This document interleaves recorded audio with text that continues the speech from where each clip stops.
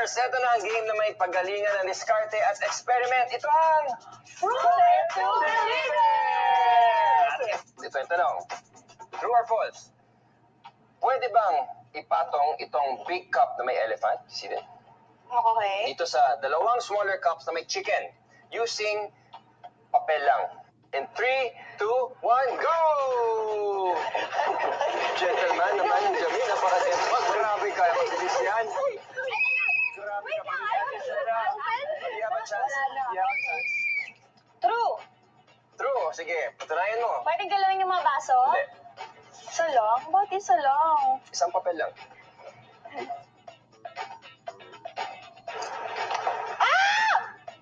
Lalagyan ng Give up ka na. Wala, parang ang hirap. Parang, Lalagyan ng tubig yung Baso. elephant. Oo, yung elephant. wala, ayoko na. Okay, I'm sorry. Oh, yeah. Nasa loob ko May Pagyan, di challenger mo tayo dito. nasagot. I like this. Meron tayong competitor. Okay. Sorry, Ate Shai, but it's false. False daw. False ang kaya sa'yo. False. Hindi, Okay. imposible eh. Imposible para sa'yo. Kasi yung bigat niya eh. Actually, the answer is true. Ay, okay. True. Ano? Excited pa ako. Tuti mo ko lang, Chris. So, ganyan lang siya. Kailangan ganito yung kapal niya. So, fold, and then...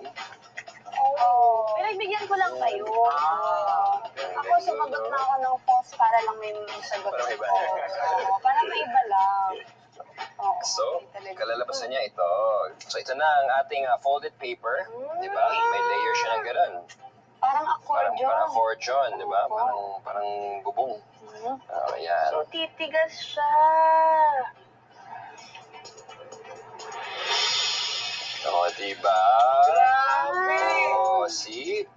Kaya na ng manok yung elepante. Kaya na. At hindi lang yan. Iyon pa natin ng tubig. Ang galing! May kabigatan yan. Galing na! Nang tinupi natin ang papel, ginawa natin itong isang truss bridge. Ang truss bridge ay isang disenyo ng tulay na gumagamit ng connected triangles para suportahan ang weight o bigat ng isang load o yung bagay na nakapatong. Sa ating experiment, may mga connected triangle sa bawat pagitan ng zigzag pattern ng tinuping papel. At dahil ang triangle ay ang strongest shape sa geometry, matatag at hindi madaling ma-deform ang shape nito. Kapag marami yung tupi ng papel, marami ding connected triangles ang bubuhat sa load. At dahil hindi nag-collapse o bumagsak ang tinuping papel, ibig sabihin, mataas ang stability nito at hindi umuuga. Kayang-kaya nitong buhatin ang basong may tubig. I believe. Shira, may art hack na ituturo gamit ang drinking straw. Sa dance challenge ng gumalaw-galaw, dapat humataw.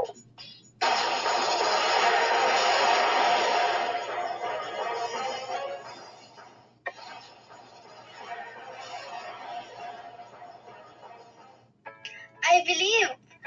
Meron kasi akong dollhouse. Kaso nga lang, wala pa siya lamang furniture. Ano kaya yung pwede kong gawin para magkalaman na yung dollhouse ko? I got you, I believer! Dahil meron akong arts and craft hackathon para dyan. Siyempre, gagawa tayo ng dollhouse furniture gamit itong mga ito. Ang mga straw. At ito lang ang ating mga kailangan, guys. Meron tayo dito mga cardboard. Meron tayong cutter. Meron din tayong mga ginupit na straws dito na makukulay. Kailangan lang din natin ng scissors and glue gun. Kailangan lang natin ito. May kinorte na ako dito sa cardboard. Ito ang magiging pinakaupuan natin.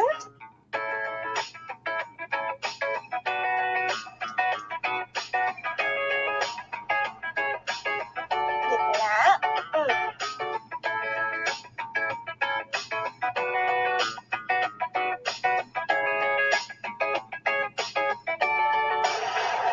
And ang ating finale.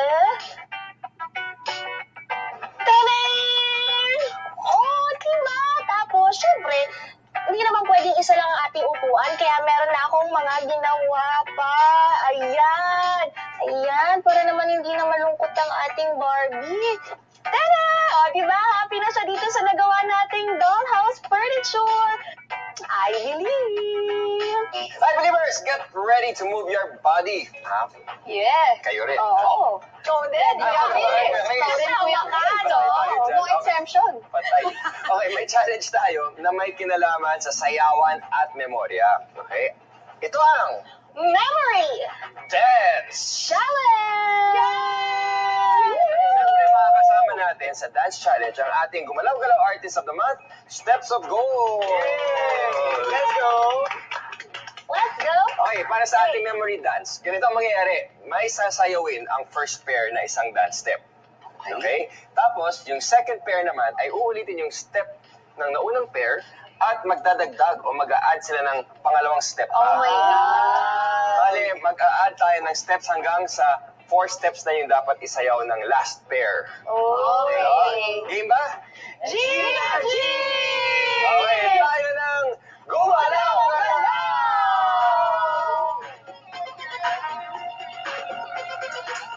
Okay, ito na. First step. Ready na kayo? Ready! Ready na. Okay. Go. 1, 2, 3, 4, 5, 6, 7, 8. 1, 2, 3, 4, 5, 6, 7, 8. Na. Okay, 1, 2, 3, 4, 5, 6, 7, 8, and 1, 2, 3, 4, 5, 6, 7, 8, and 1, 2, 3, 4, 5, 6, 7, 8, and boom. 2, 3, 4, 5, 6, 7, 8, 9, 10, 11, 12, 13, 14, 15, 16, 17, 18, 19, 20, 21, 22, 23, 24, 25, 26, 27, 8. Six, seven, eight. 3, 4.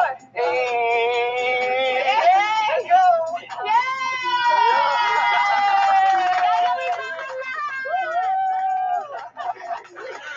Okay, thank you, Steps of Gold. Thank you. And good luck sa inyo sa mga darating na mga competitions ninyo. Ha? More power to you guys. Thank you so much for joining us. Ha? Thank you. Okay, bye. Salamat. Thank you. Thank you. Of course, thank you din sa inyo, Ate Shaira, Cheska, Jamir.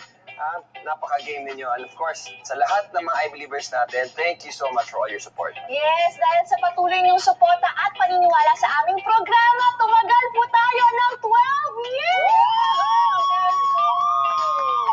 I-Believers, we'll see you next week din sa paboritong Sunday Morning Tambayan. Ito ang 12 years and going strong pa rin.